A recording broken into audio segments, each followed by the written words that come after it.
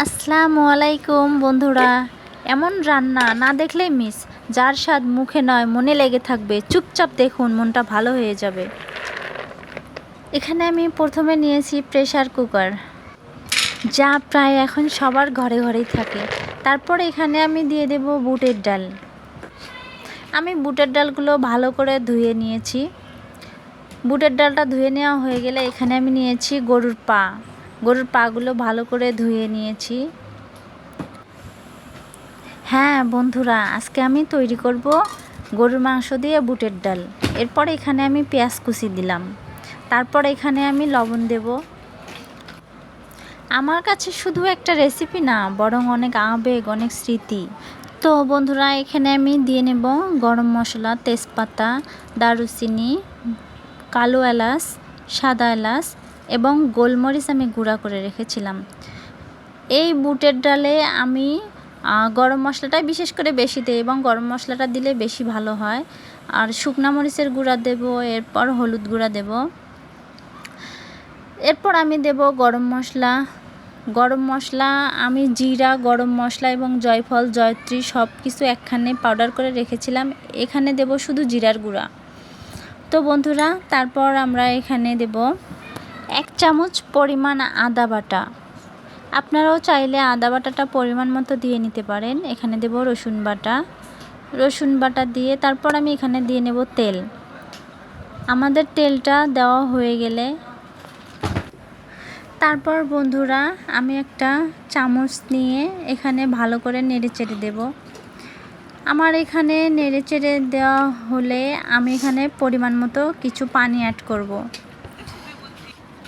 বন্ধুরা, এই রেসিপিটা আমার মায়ের কাছ থেকে শেখা। মা যেমনটা রান্না করতেন ঠিক তেমনটা করেই আমি চেষ্টা করেছি। হয়তো হুবহু পারিনি, কিন্তু ভালোবাসা দিয়ে ভরিয়ে দিয়েছি। আমি পরিমাণ মতো পানি দিয়ে দিলাম, ঠিক যতটুকু দরকার ততটুকু।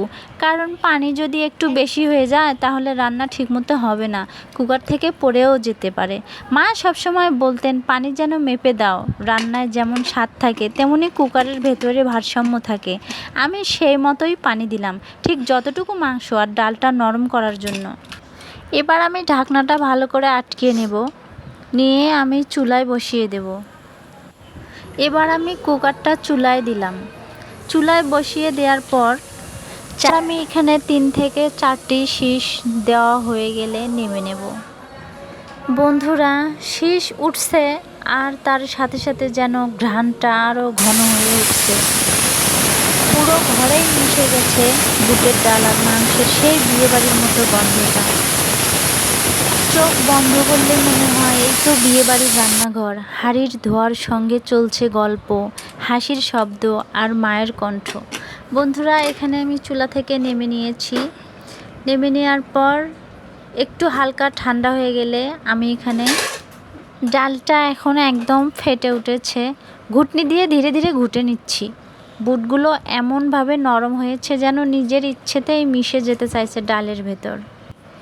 এভাবে ধীরে ধীরে ঘুটে নিলে ডালটা হয় একদম মায়ার মতো ঘন আর শান্ত। এই রান্নায় পানি দেওয়াটা খুব গুরুত্বপূর্ণ। ঠান্ডা পানি দিলে রান্নার গতি নষ্ট হয়ে যায়। তো আমি এখানে 1 কাপ পরিমাণ গরম পানি দিয়ে নেব। তাই মা যেমন বলতেন, গরম পানি দিলে মাংসটা তাড়াতাড়ি নরম হয় আর স্বাদও থাকে ঠিকঠাক মতো। তো এখানে আমি পেঁয়াজ দিয়েছি। আমি পেঁয়াজটা ভালো করে লালচে করে ভেজে নেব। পেঁয়াজের এই বেরেস্তাটা আমি লাল লাল করে ভেজে নেওয়া হয়ে গেলে বাটিতে করে উঠিয়ে রাখবো। তেলের ফোঁটা আর পেঁয়াজের ঘ্রাণ মিলিয়ে যেন একরকম মোহময় মায়া তৈরি করছে। এই বেরেস্তা দিয়ে এখন আমি ডালটা বাগিয়ে দেব। এই বেরেস্তাই রান্নার শেষ স্পর্শ। বেরেস্তা ভাজা শেষ। এখানে আমি 5 ফোড়ন আর তেজপাতা, দারুচিনি তেলে দেব। এখন সেই তেলে তুলে দেব আমি ডালটা। চারপাশে কেমন যেন একটা খুশবু ছড়িয়ে পড়ল। মনে হলো রান্নাটা যেন এবার সত্যিই সম্পূর্ণ হয়ে উঠল। এখন ডালটা চুলায় আছে, একটানা মৃদু আছে ফুটছে। চারপাশে ঘ্রাণটা এমনভাবে ছড়িয়ে পড়ছে, মনে হচ্ছে ঘরের ভেতরে একরকম শান্তি নেমে এসেছে। এবার আমি এখানে দেব ভেজে রাখা মশলার গুঁড়া, যেন ঘ্রাণটা আরও বেশি ভালো লাগে। কিছুক্ষণের মধ্যে আমি চুলা থেকে নামিয়ে নেব।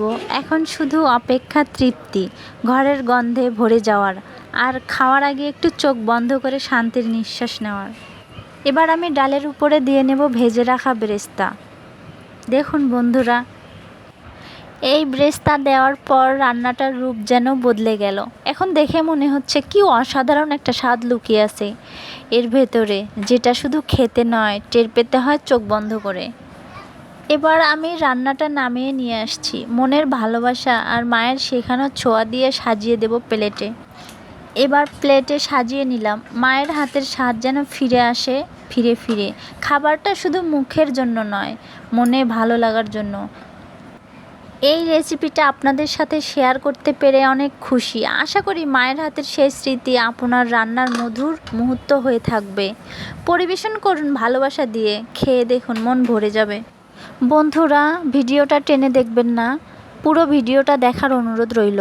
তো বন্ধুরা, যদি আমার ভিডিওটা ভালো লাগে তাহলে অবশ্যই লাইক আর সাবস্ক্রাইব করে আমাদের সঙ্গে থাকুন, যেন আরও সুন্দর রান্নার ভিডিও পেতে